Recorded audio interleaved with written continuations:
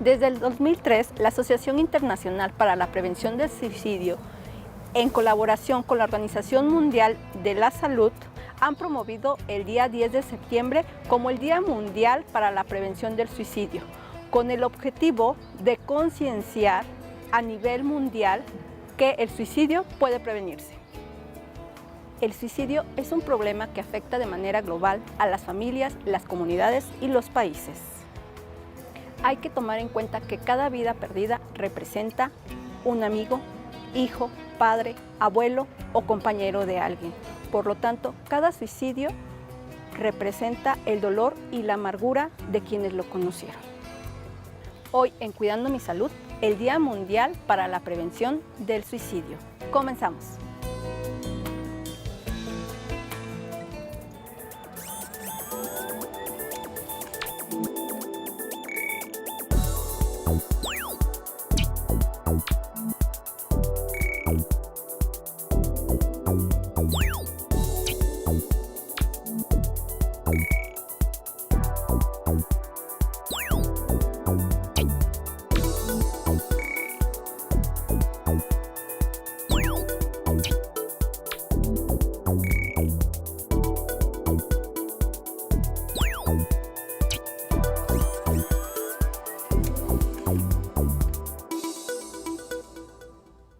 ¿Qué tal? ¿Cómo están? Bienvenidos, bienvenidas a un programa más de Cuidando mi Salud en este miércoles 15 de septiembre del año 2021.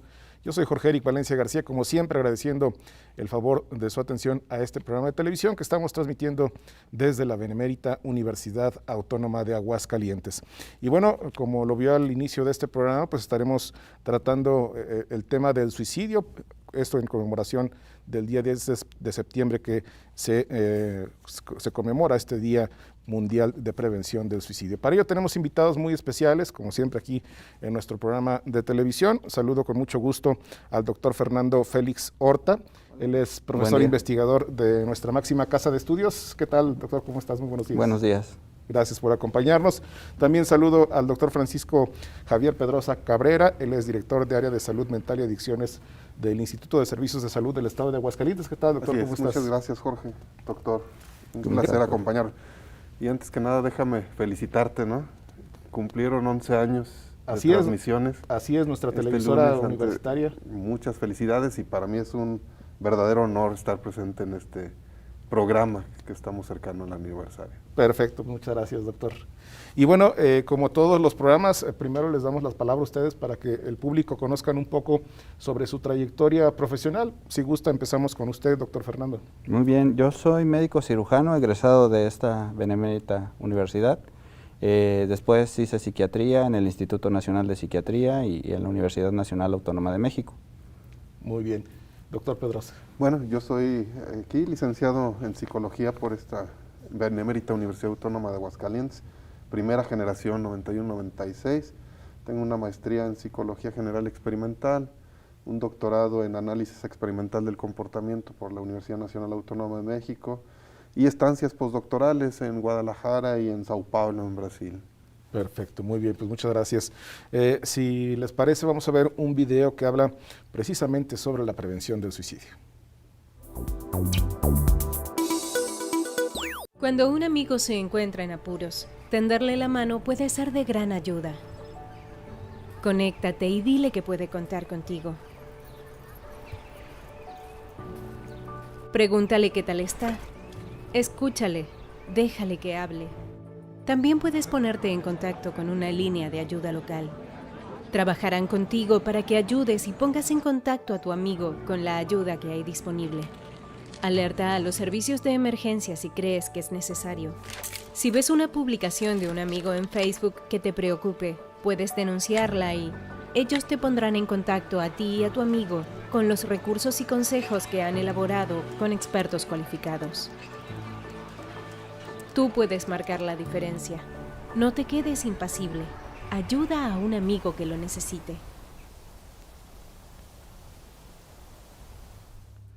Pues bueno, un tema muy importante que estaremos tratando esta mañana aquí en Cuidando mi Salud, en donde pues bueno, todos tenemos que poner nuestro granito de arena para estar preveniendo esto del suicidio.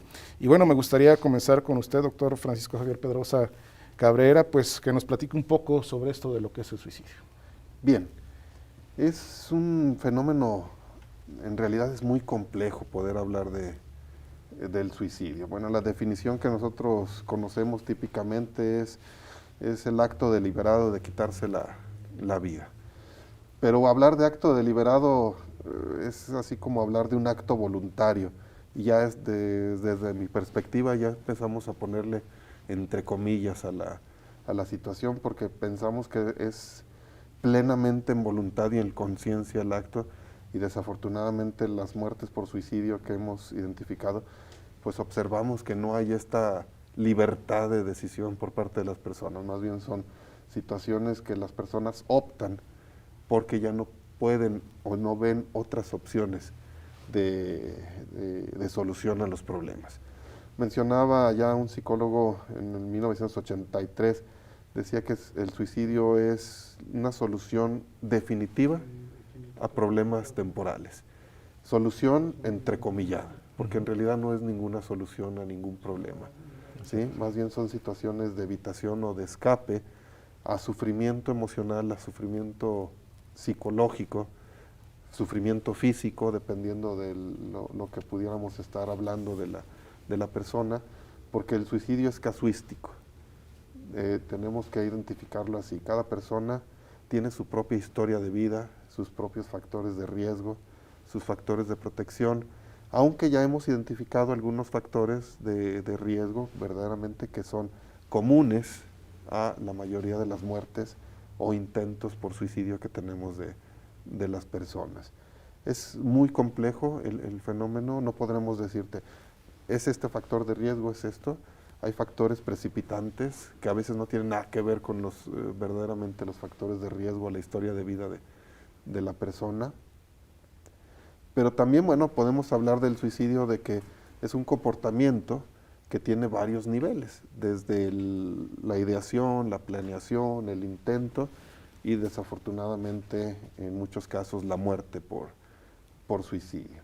También quiero hacer la analogía del suicidio como un iceberg, como un iceberg en el sentido de que en la punta del iceberg pues, están las muertes por suicidio. Sí, es que al ratito, si gusta, retomamos estadísticas que pudieran ser un poco más claras, pero en la punta tenemos las muertes por suicidio, que las tenemos muy bien registradas, gracias a la coordinación interinstitucional que tenemos, en este caso con Fiscalía General del Estado.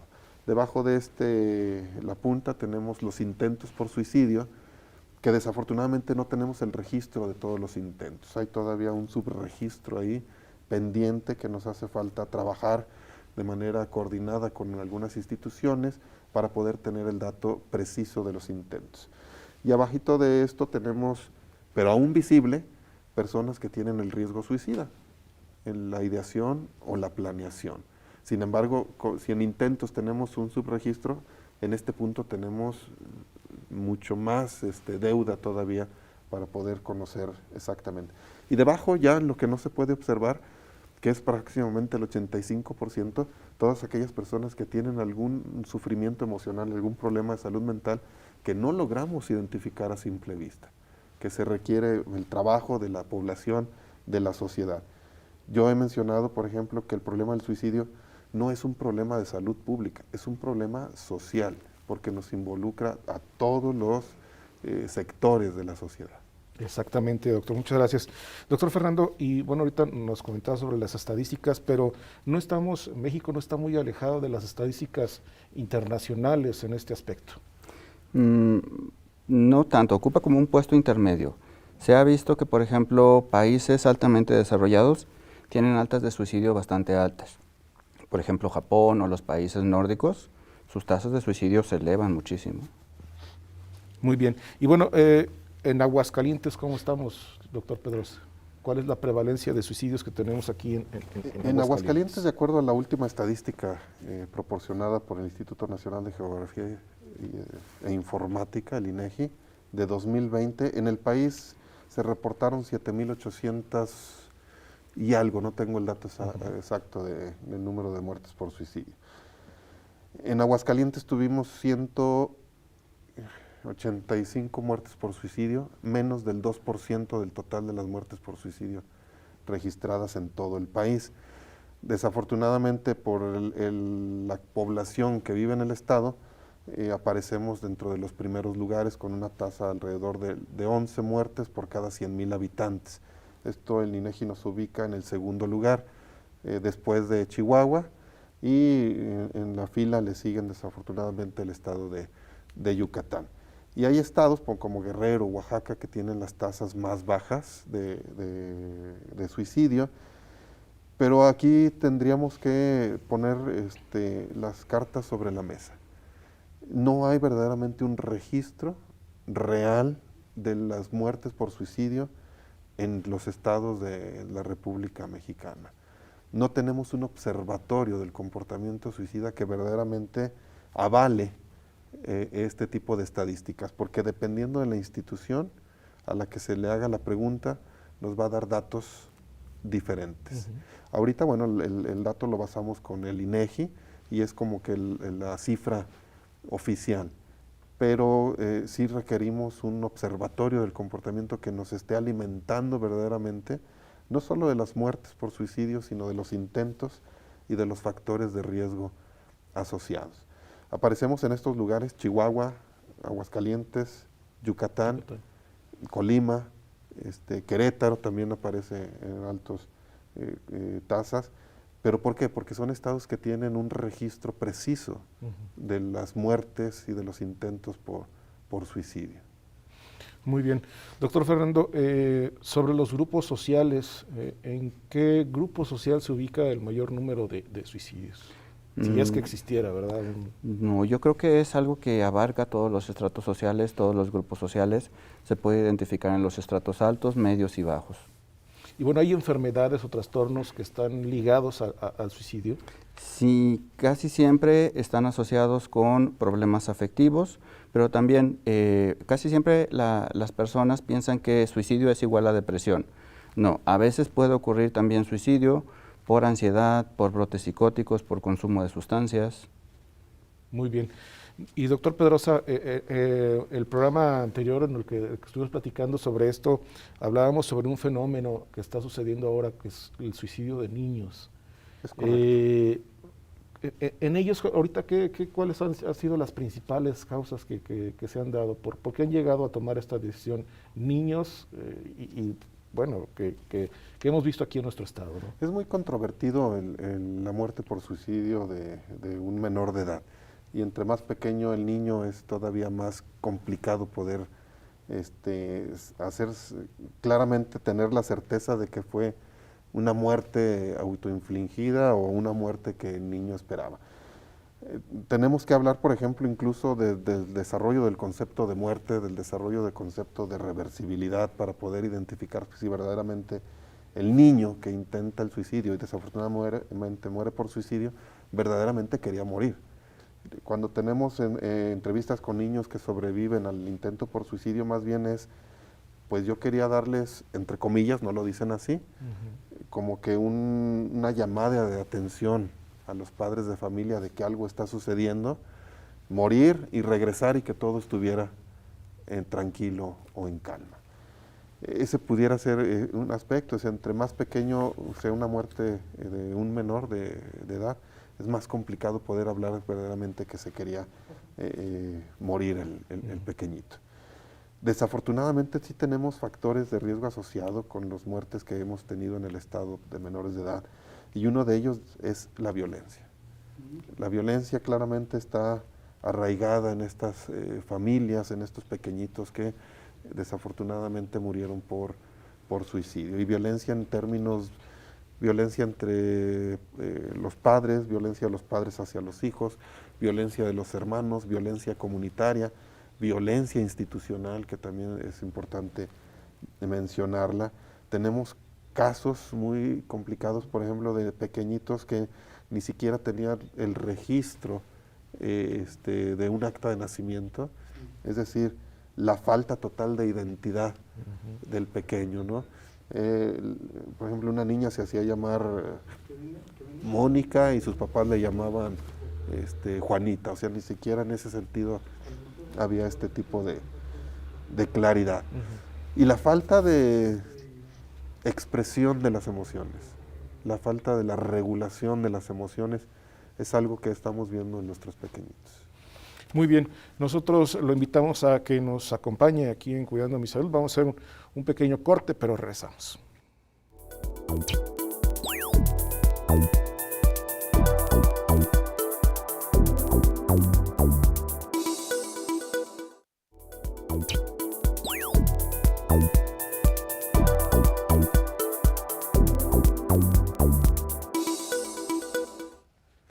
Les recordamos que la línea telefónica de Televisión Universitaria está a su disposición para que, bueno, si tiene alguna pregunta para nuestros invitados de esta mañana, pues con mucho gusto, es el 449-910-9260.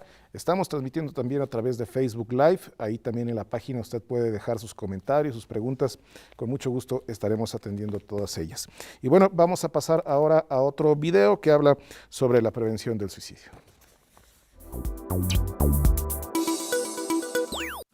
La adolescencia puede ser muy intensa y estar repleta de oportunidades y libertades recién descubiertas. Pero también puede estar marcada por las preocupaciones, por los exámenes, los primeros amores y la presión de los compañeros o de las modas. Para algunos adolescentes, la carga puede llegar a ser tan pesada que ponen fin a sus vidas. El suicidio nunca es la respuesta. Siempre hay esperanza. Si usted es director de instituto, establezca un plan para ayudar a los estudiantes y a los profesores a cuidar de su salud mental. Capacite al personal para que aprenda a detectar las señales de problemas y a mantener conversaciones delicadas y compasivas. Fomente un entorno escolar seguro en el que los alumnos y los profesores sepan que pueden pedir ayuda y hablar con alguien si lo necesitan. Unas pocas palabras pueden hacer la diferencia.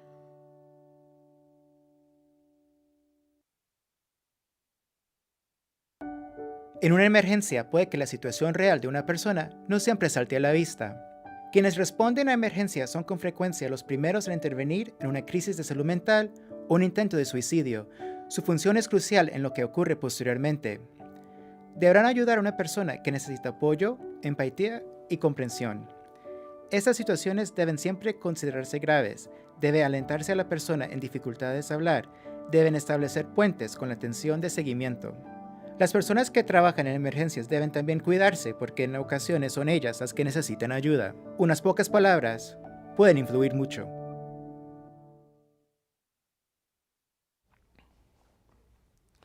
Y bueno, en el corte pasado el doctor Francisco Javier Pedrosa pues ya nos platicaba sobre los factores de riesgo que son en los niños sobre el suicidio. Y bueno, me gustaría preguntarle, doctor Fernando, en la juventud, ¿cuáles serían estos factores que bueno, también es en la etapa donde más se dan, ¿no?, los suicidios? Sí, es uno de los grandes grupos de riesgo, precisamente por muchas características biológicas de los adolescentes. Casi siempre tienen conductas que los adultos consideramos impulsivas, que tienen poco juicio acerca de lo que están haciendo y de las consecuencias de esas acciones, y entonces los suicidios de tipo impulsivo van a ser más frecuentes en ellos. Como ya mencionaba el doctor Pedrosa, uno de los principales factores de riesgo es la violencia intrafamiliar, pero en este grupo en particular también está el rechazo de los pares. Los adolescentes dependen mucho de la opinión de los pares y entonces si hay un rechazo también se considera como un factor de riesgo. Es una etapa en donde la identidad todavía no está bien consolidada y entonces muchas veces al no tener una identidad propia, al tener por ejemplo problemas de la identificación sexual y no tener apoyo de parte de la familia, pues sí los lleva mucho al aislamiento, a la depresión y probablemente a un intento de suicidio. Muy bien. En el caso de los adultos, doctor Pedrosa, ¿cuáles serían los factores? Mira, como te mencionaba hace un momento, es multifactorial el fenómeno del suicidio. Te quiero tipificar un poco cómo estamos en el estado en muertes por suicidio. Nuestro principal grupo etario, el mayor porcentaje de personas que mueren por suicidio y que intentan el suicidio, es de los 18 a los 29 años de vida. Nada más para tipificar un poco este grupo de población. Se esperaría socialmente que en esta etapa haya la consolidación de una familia, la consolidación de la pareja, el trabajo, el hogar, la casa, la edad productiva. Desafortunadamente, muchas personas se sienten frustradas al no conseguir verdaderamente vamos a decir, todas estas expectativas que la sociedad espera de nosotros. Pero la muerte por suicidio no es un fenómeno que se presenta de la noche a la mañana, ni de un mes, ni de 2 meses. Son personas que ya han tenido un sufrimiento emocional durante muchísimo tiempo. Es decir, si estamos hablando de este grupo etario, la gestación de un problema de salud mental, de un problema emocional, se dio en la infancia o se dio en la adolescencia. Y desafortunadamente aquí entra un estigma muy fuerte por parte de la gran mayoría de la población de que los problemas de salud mental no tienen que ser atendidos, o yo no voy con un profesional de la salud mental porque no estoy loco, ¿sí? Entonces, ¿qué es lo que pasa? El problema emocional continúa evolucionando a problemas más severos y llega el momento en que la persona, explota de toda esta situación que ha estado viviendo a lo largo de la vida. Que hemos encontrado factores de riesgo sociales, violencia, consumo de sustancias, factores de riesgo psicológicos, a falta de habilidades de comunicación, negociación, solución de problemas, autocontrol. Es decir, los recursos psicológicos de las personas están totalmente disminuidos. Y eso sería hablando en términos generales. Tenemos casos en que las personas ni siquiera pueden identificar o nombrar las emociones por las cuales está pasando la persona. Y generalmente aquí viene un enmascaramiento. Tengo una dolencia, tengo un malestar, pero no reconozco que es emocional. Entonces pienso que es un dolor físico, dolor de cabeza constante, dolor de cuello, un problema estomacal, problema gastrointestinal, etc. Y enmascaro la parte emocional con medicamentos tratando de evitar síntomas físicos. Entonces justamente toda esta parte es lo que lleva a la persona en un momento dado a algún factor precipitante que puede ser un descalabro económico, pérdida de trabajo, problema de pareja, problema con los hijos, etcétera, que es el que precipita justamente la decisión de la muerte por suicidio. Claro. Doctor Fernando, hablando de sustancias, del alcohol, ¿estos potencializan el suicidio? Como tanto potencializar, no, pero sí desinhiben. Apagan, por así decirlo, la corteza frontal, que es la que tiene que ver con el juicio. Y entonces, si una persona ha estado gestando ideas de muerte y entonces le quitamos el juicio con las sustancias o con el alcohol, es más probable que lo ejecute, pero en realidad solo está manifestando algo que ya está dentro de ellos. Muy bien. Y hablando de las formas más comunes, doctor Pedrosa, ¿cuáles serían las que usted está utilizando ahorita la gente para quitársela? El mecanismo. Mira, tenemos el principal mecanismo en el Estado es el ahorcamiento, la suspensión, la muerte por suspensión. Cerca del 85 o el 90%, el rango, en promedio, se emplea este mecanismo.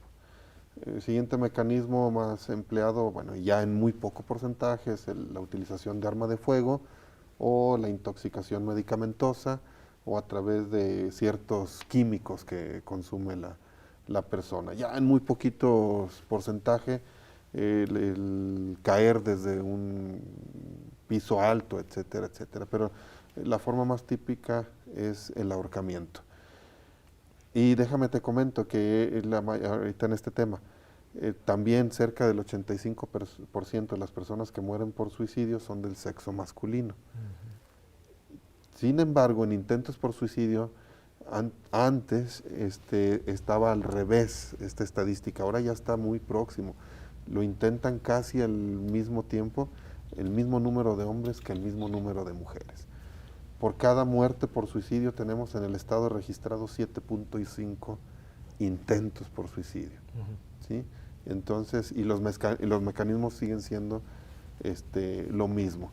Pero sí, el mecanismo más letal es por suspensión. Regularmente, doctor Fernando, ¿cuáles serían síntomas, las señales que pueden presentar las personas que quieren cometer un suicidio? Cuando los cambios de conducta son muy radicales, por ejemplo, si es una persona que es muy alegre y de repente empieza a apagarse, ese es un dato de alarma. O si la persona es muy tranquila, es muy seria y de repente empieza a convivir más, a socializar más, también ese pudiera ser otro dato de alarma, pero implica un cambio radical de cómo eran a un cambio por completo. Otro dato es la desesperanza. Si las personas ya no tienen un proyecto de vida, si no pueden planearse a 1, 5, 10 años, ese sería otro factor de riesgo. Otro es la impulsividad. Si la persona normalmente primero actúa y luego recapacita sobre ese tipo de situaciones, es otro factor de riesgo. La tristeza, el consumo de sustancias, puede ir como añadiendo piedritas a estos factores de riesgo. Claro. Y bueno, ¿qué tipo de factores o situaciones pueden marcar la diferencia entre un intento de suicidio y la culminación de un suicidio, doctor Pedrosa? No, esta es una línea muy delgada, es muy tenue esta línea entre el intento y la muerte de suicidio. Y esto es algo, y es un mito, quien lo intenta y no muere por suicidio, no quiere morir, no. Aún la persona que muere por suicidio, en el fondo no quiere morir. Como te mencionaba yo, es una situación de una solución a un problema que ya no tiene otras alternativas. Entonces, como factor de riesgo, se ha mencionado que el principal factor de riesgo de una muerte por suicidio son los intentos previos. Y sí tenemos intentos previos de personas, 4 o 5 intentos, pero no han muerto por suicidio. Tenemos casos que en el primer intento la persona desafortunadamente muere por suicidio. Entonces, cualquier tipo de alerta, un intento por suicidio, lo que comentaba el doctor, cambios en el comportamiento drásticos, que la persona esté mencionando, si yo no estuviera aquí, ustedes estuvieran mejor, yo soy una carga para ustedes, o que la persona empiece a regalar sus cosas, las más queridas para la persona, esos son puntos de alerta. Entonces, que tenemos que estar muy atentos.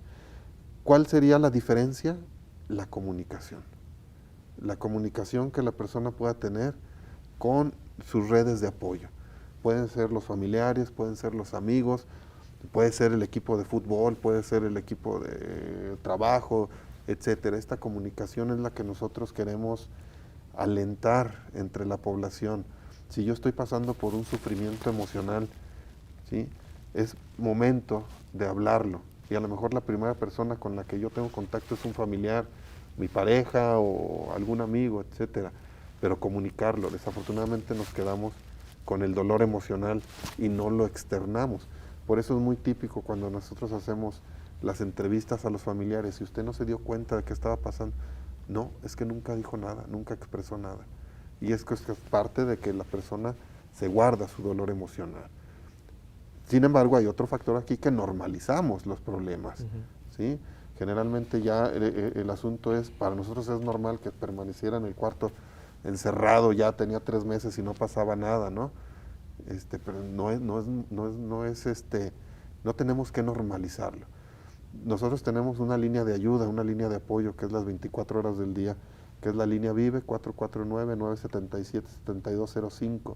Y hemos comentado, no es necesario que la persona que esté pasando por un momento difícil llame.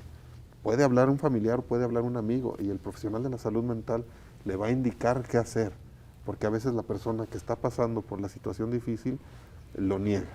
Exactamente. Nosotros tenemos que hacer otro corte, pero no se vaya, quédese con nosotros.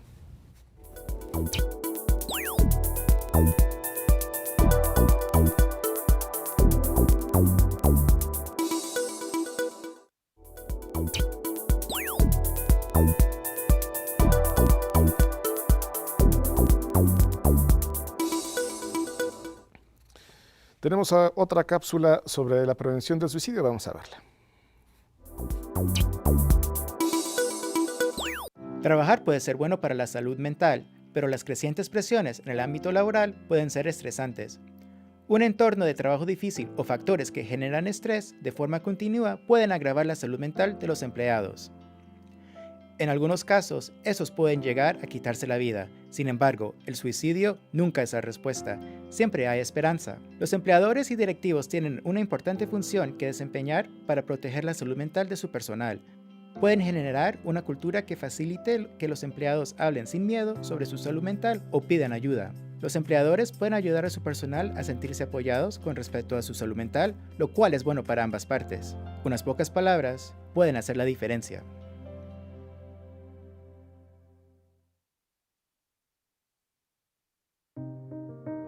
La gente va al médico por muchas razones, pero en ocasiones el verdadero motivo es mucho más grave que el manifestado. Lamentablemente, los prejuicios sobre la salud mental y el suicidio pueden disuadir de pedir ayuda. Muchas personas ponen buena cara aunque se sientan muy desanimadas. El personal sanitario se encuentra en una posición única para detectar las señales de que alguien tiene problemas de salud mental o pensamientos suicidas. Puede hacer preguntas directas, pero con tacto, y dedicar tiempo a escuchar, mostrar empatía y ofrecer apoyo. Unas pocas palabras pueden hacer la diferencia.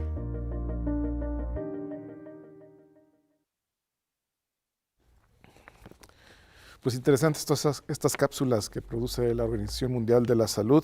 Y bueno, me gustaría preguntarle, doctor Fernando, ¿cuánto tiempo puede pasar entre una primera idea de quitarse la vida y un primer intento del suicidio? Es muy variable, depende de la historia personal, porque he conocido casos de personas que llevan los pensamientos acerca de ya no querer existir durante toda la vida y nunca cometen un solo intento. Y hay personas que ante la primera frustración cometen un intento de suicidio. Entonces yo diría que el tiempo que pasa entre los pensamientos y el ejecutarlo depende de cada persona, si no, no pudiera dar una cantidad unánime. Claro. Y doctor Pedrosa, si una persona ya intentó quitarse la vida, ¿puede tener de nuevo estas ideas de seguir con esto? Claro, claro. Tenemos, desafortunadamente, te comentaba hace un momento, de personas que lo han intentado 5, 6 veces, 7 veces. Aquí lo que se requiere es la ayuda profesional. Claramente no es ya suficiente en estos casos el expresar las emociones, el comunicarlas, sino ya se requiere la ayuda profesional, ya sea psicológica o también psiquiátrica, para poder atender la problemática. Es muy complicado las estadísticas que tenemos el Estado de las personas que murieron por suicidio. Déjame te comento que cerca del 90% de estas personas jamás solicitaron los apoyos de salud mental, ni del sector público ni del sector privado. Podemos hacer los registros y no son personas que vivieron con el problema emocional y jamás lo atendieron. Y aquí es lo que te mencionaba hace rato, el estigma que tenemos de la salud mental. Todos en algún momento de nuestra vida vamos a tener problemas de salud mental, no enfermedad mental, que es diferente, pero sí vamos a tener problemas de salud mental. Y vamos a tener que hacer frente al estrés cotidiano de la vida, que esa es la definición de salud mental, que la persona tenga los recursos psicológicos para hacer frente al estrés cotidiano de la vida. Claro. Desde el área de la psiquiatría, doctor Fernando, ¿existen tratamientos que disminuyan o eliminen estos intentos de suicidio de parte de las personas? Sí, lo primero sería determinar la causa. Como ya había mencionado antes, no necesariamente intento de suicidio tiene que ver con depresión, y los abordajes son completamente diferentes dependiendo qué lo esté provocando. Uno de los principales criterios para internar a un paciente en un hospital psiquiátrico es que se vuelva un riesgo para los demás o para sí mismo. Una persona que ha intentado suicidarse, lo ideal es contenerlo primeramente en un hospital general, por ejemplo, una intoxicación medicamentosa, hacer un lavado gástrico y luego referirlo a un servicio de psiquiatría. Ahí, ya dependiendo de la severidad, se puede optar por tratamientos farmacológicos o no farmacológicos. Dentro de los tratamientos no farmacológicos, pues todavía se llega a usar, por ejemplo, la terapia electroconvulsiva con muy buenos resultados, pero en casos muy particulares. Muy bien. Y desde el caso de la psicología, ¿cómo se aborda este problema, doctor? Cuando uno intenta suicidarse y requiere de atención psicológica, ¿qué es lo que hacen con esta persona? Bueno, lo primero que tenemos que hacer justamente con un intento de suicidio es, como menciona el doctor, identificar las causas que llevaron a la persona a cometer el intento. Pero lo primero que tenemos que hacer es un plan de seguridad. Un plan de seguridad de la persona para proteger justamente de futuros intentos. Lo que estamos haciendo en estos momentos, estamos en diálogos, por ejemplo, con salas de urgencias, es que cuando llegue una persona con un intento de suicidio, no lo dejen ir sin antes poder recibir la atención psicológica necesaria, y esto significa un plan de seguridad. Y bueno, tenemos intervenciones ya psicológicas muy claras, por ejemplo, la terapia dialéctico-conductual, en donde vamos identificando exactamente todos los comportamientos que tiene la persona que lo hacen tener el pensamiento o el intento suicida, y vamos modificando factores también próximos de riesgo que la persona tiene, que lo llevan a este tipo de actuar. Pero sí, la mayoría de las personas que intentan el suicidio, sí tenemos que hacer una valoración tanto psicológica como psiquiátrica, y muchas veces la combinación entre estas dos aproximaciones es muy determinante para que la persona pueda salir adelante. Exactamente, precisamente sobre esto, el abordaje de este problema puede encontrarse con varias personas ayudando, ¿no? En este caso desde la psicología, desde la psiquiatría. Desde la psiquiatría, ¿cómo trabajan tanto psicólogos como psiquiatras? Pues de manera conjunta, casi siempre desde la psiquiatría se aborda lo biológico, lo médico, y desde la psicología dotar a la persona de herramientas para luego poder lidiar con el estrés y no ver como una opción el quitarse la vida. Es correcto. Ahorita, sí, tenemos una coordinación muy estrecha entre lo que es el área de salud mental y el hospital de psiquiatría. Estamos en constante comunicación. Hay esta canalización justamente que se tiene de personas que nosotros identificamos que necesitan atención psiquiátrica, e inmediatamente es atendida en el hospital de psiquiatría. Y estamos tratando de mejorar esta coordinación, por ejemplo, con el Instituto Mexicano de Seguro Social, con el ISSSTE y con las salas de urgencia de los hospitales del sector salud. Claro. Y un factor muy importante, la familia, en la ayuda de estas personas. La construcción de redes sociales fuertes es uno de los principales factores protectores. ¿Cómo se podría construir estas redes? ¿Y quiénes la integrarían? Lo principal es la familia. Se ha visto, por ejemplo, que las personas que comparten por lo menos una comida juntos todos en familia al día son factores protectores para el suicidio. Las personas que conviven con su esposa, con sus hijos, con sus amigos muy cercanos, por lo menos 2 horas, 1 hora al día, también es un factor protector. El hablar, la escucha empática, porque muchas veces solo se escucha como para juzgar o para atacar. No, la escucha empática, te escucho, lo que me tengas que decir, yo aquí estoy para prestarte ayuda. ¿Qué acciones son las que no ayudarían, doctor? Bueno, retomando el tema de la familia, desafortunadamente la familia también es la principal fuente de factores de riesgo, ¿sí? Y yo creo que lo principal que nos afectaría para un problema de salud mental, no hablar del suicidio, cualquier problema, es la indiferencia, la falta de comunicación con la persona, el ser indiferente, el ser no empático con lo que la persona está sintiendo, pasar por desapercibido. Exactamente eso es lo que más nos estaría afectando. Hemos visto, por ejemplo, en el comercial de Ponte Vivo a un chico, por ejemplo, que está consumiendo alcohol en la vía pública y nadie lo toma en cuenta. Un chico que está en la escuela y es agredido por la mayoría de sus compañeros. Un chico que está en su casa, se despide de su mamá y de su hermano, nada más le hacen así, pero ni siquiera hay este tipo de comunicación.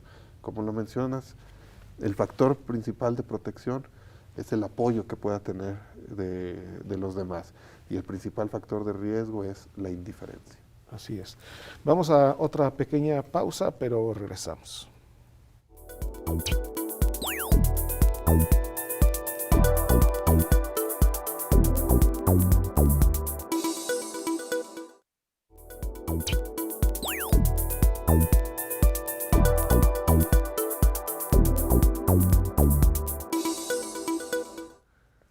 Y como todos los miércoles tenemos la participación del Departamento de Cultura Física y Salud Pública. Hoy esta cápsula es sobre juegos en casa para ejercitar a los niños.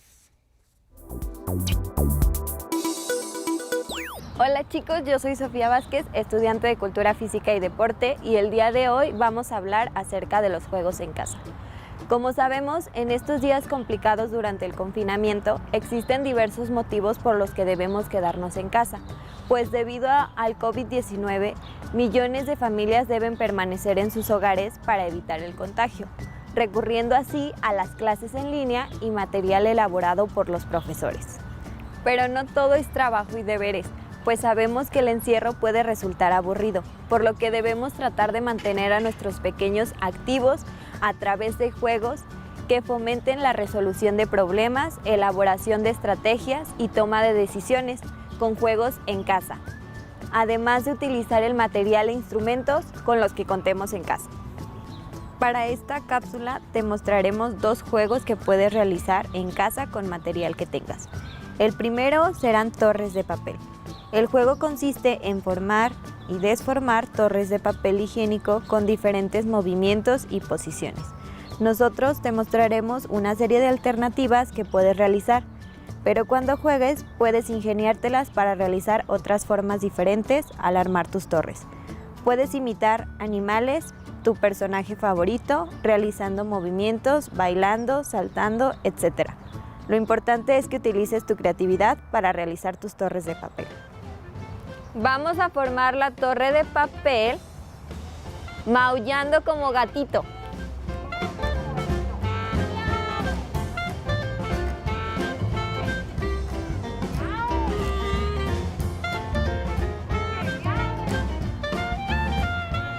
Y vamos a desformarla bailando.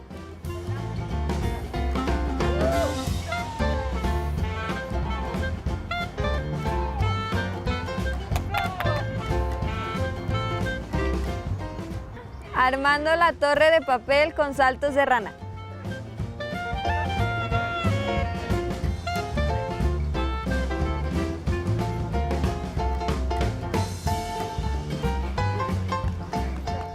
Y desarmamos la torre de papel con patadas de karateca.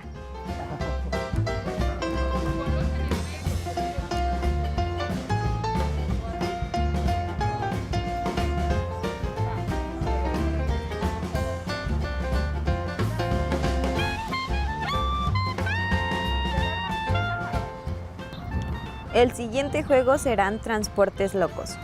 Consiste en transportar artículos que tengas a tu disposición en tu casa. Pueden ser peluches, juguetes, pelotas, calcetines, almohadas o lo que tengas. Los vas a trasladar de un lado a otro pasando en zigzag entre los conos. Antes de comenzar, debes realizar papelitos en donde especifiques de qué forma deberán llevar los artículos hasta el cesto.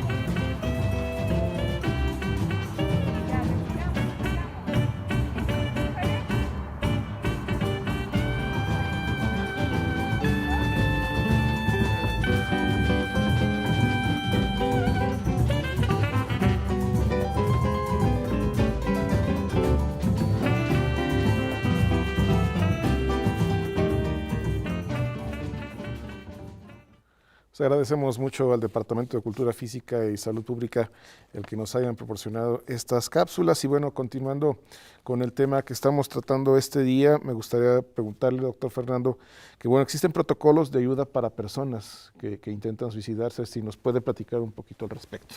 Hay protocolos ya bien establecidos, que yo creo que el doctor Pedro Pero pudiéramos enfocarnos desde antes en la prevención. ¿Cómo podemos empezar a prevenir estas conductas que muchas veces se gestan desde la infancia?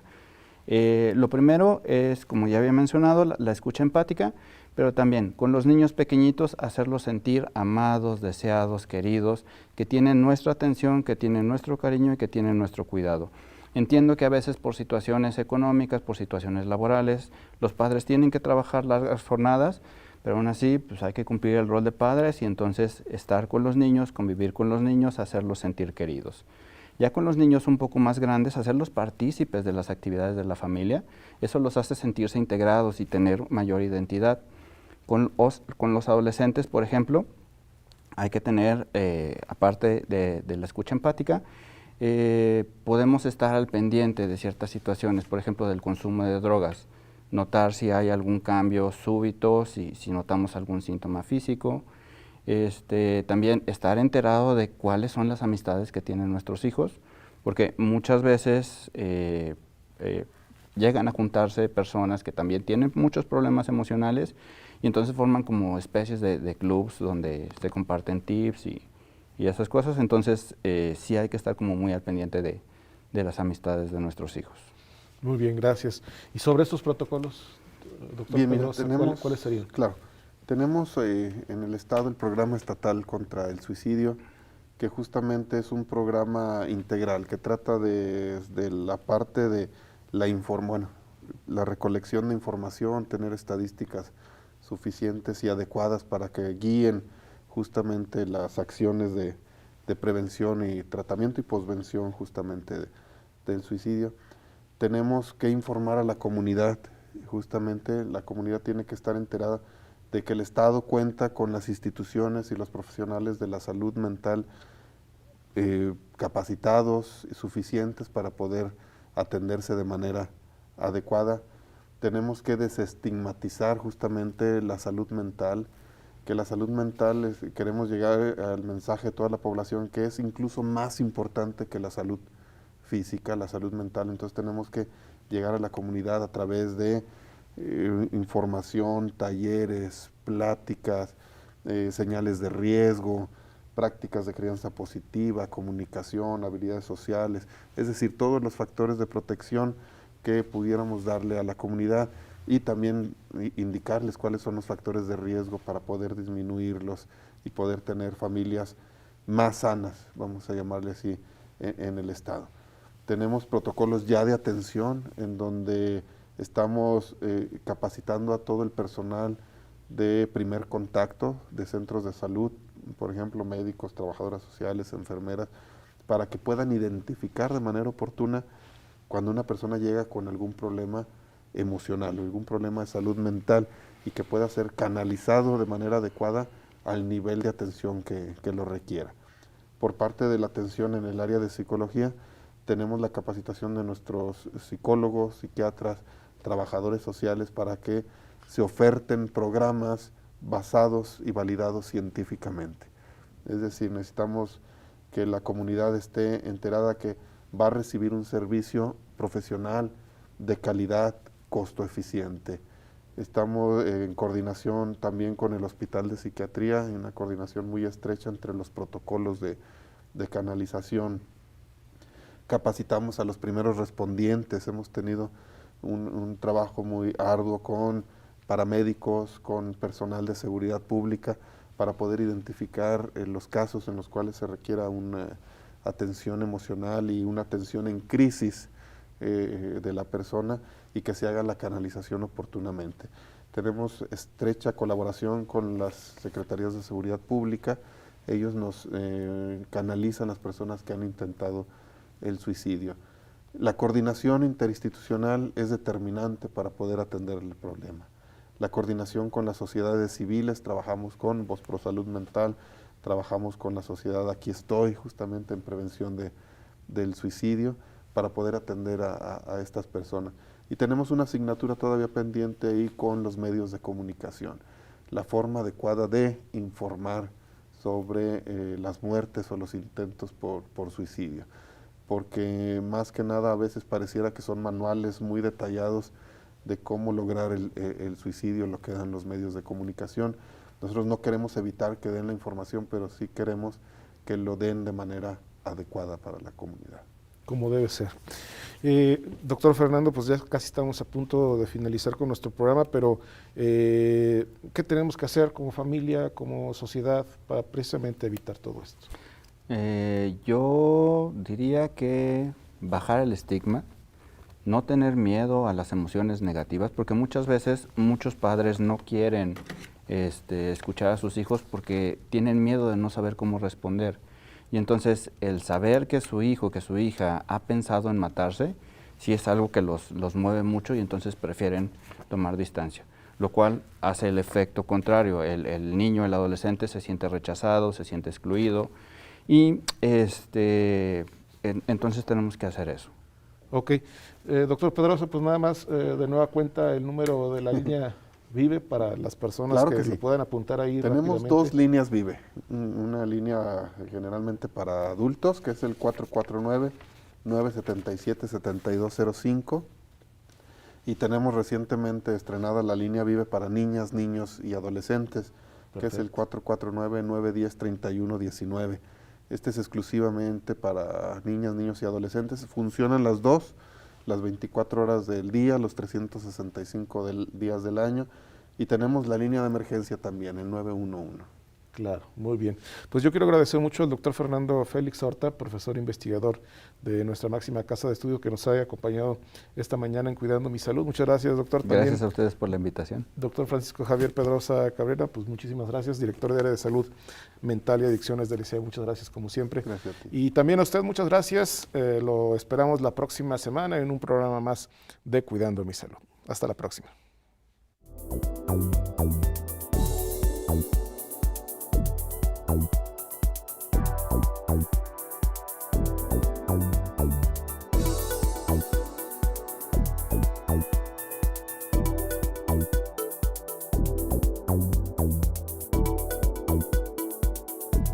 Bye.